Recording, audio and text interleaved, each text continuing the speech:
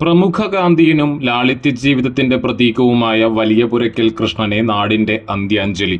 ഗാന്ധിയൻ ആശയങ്ങളോടുള്ള അചഞ്ചലമായ വിശ്വാസവും ലളിതമായ ജീവിതശൈലിയും കൊണ്ട് ഏറെ ആദരിക്കപ്പെട്ട വ്യക്തിത്വമാണ് തന്റെ 102-ാം വയസ്സിൽ നാടിനോട് വിട പറഞ്ഞത്. സമൂഹത്തിൽ സത്യസന്ധത, മാനവികത, സേവന മനോഭാവം എന്നിവ ഉയർത്തിപ്പിടിച്ച ജീവിതമായിരുന്നു അദ്ദേഹത്തിൻ്റേത്. നൂറ്റാണ്ട് പിന്നിട്ട ജീവിതയാത്രയിലും ലാളിത്യവും മൂല്യാധിഷ്ഠിത ചിന്തയും കൈവിടാതിരുന്ന കൃഷ്ണൻ ഗുരുവായൂർ മേഖലയിലെ നിരവധി തലമുറകൾക്ക് പ്രചോദനമായിരുന്നു.